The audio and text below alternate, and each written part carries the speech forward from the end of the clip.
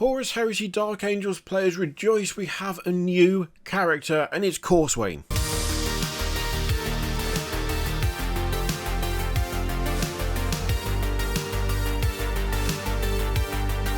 That's right, the number of named characters available for the Dark Angels has just rocketed up from 2 in the form of Lionel Johnson and Marduk Cedras to 3 with the reveal of Corswain. And I have to admit, I think this is a pretty tasty model. There's some lovely details on here, especially the cloak. The cloak I really like. I mean, you know I'm a fan of a cloak. You know I like a good cloak, a well-sculpted cloak with some nice curves and just ripe for that tasty bit of dry brushing.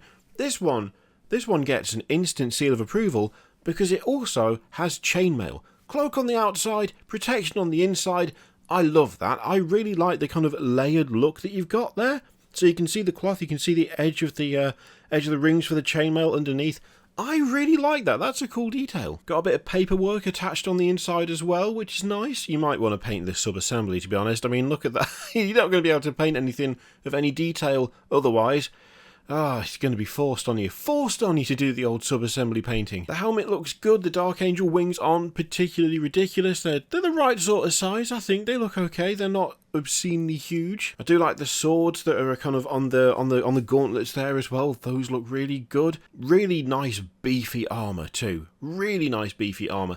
The actual knee pads on it's Mark II, isn't it? On the legs, kind of look like a normal grill from a helmet, which I'd like that as a detail. I think that looks kind of cool. The blade is absolutely massive, comically large, I'd say. I mean, taller than him, right? If he stands up straight and then puts the blade down, point first, the hilt is going to be like above his head, which, I mean, I'm all for. I love a massive sword. Don't take that out of context. Massive swords, massive axes, massive mauls, they are all equally valid in my eyes, and the only thing I will ever use when playing Elden Ring, which admittedly does limit my options somewhat, but I don't care. I want to flatten people with a giant slab of metal, and if anything, this is a giant slab of metal, so again, it gets the seal of approval.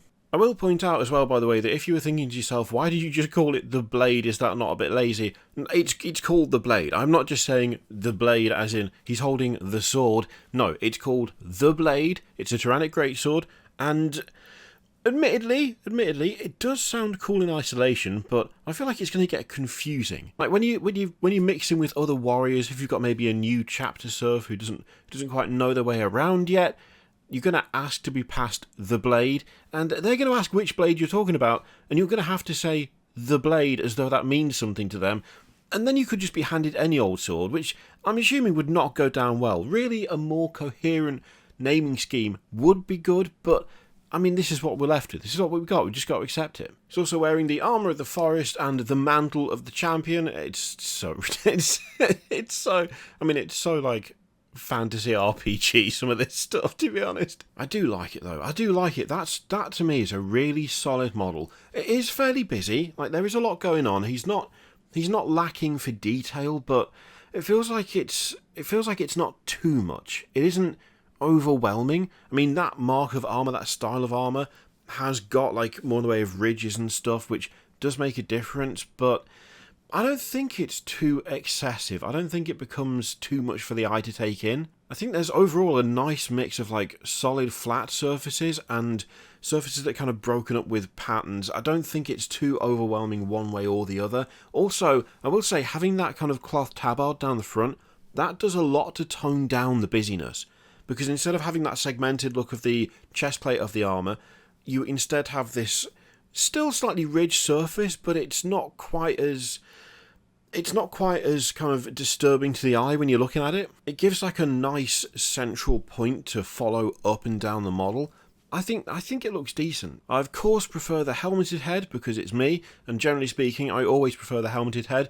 Also, his haircut is kind of terrible, which doesn't help. I mean, it looks like if you take that hood down, he's got the full monk do, and I don't know that the full monk do is necessarily high on my list of badass hairstyles for futuristic sci-fi warriors, you know? Now, because it could well be argued that Space Marines are basically warrior monks, but they don't have to have their hair like that.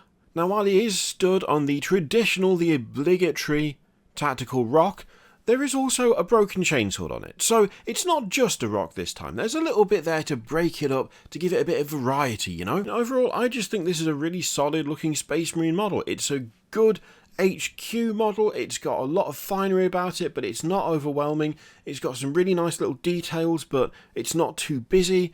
I think they've pretty much knocked it out of the park with this one. The question is, what do you think now that Corswain has been revealed? Do you like him, not like him? Anything you would have preferred to see a little bit different? Let me know what you think in the comments down below. In the meantime, feel free to click all the things, Patreon, video, subscribe, all that stuff. Click it if you like, don't click if you don't want to. And as always, there's an affiliate link in the description for Element Games, which you can use to support the channel if you would like. I leave it in your capable hands. Thank you very much for watching. I'll see you next time.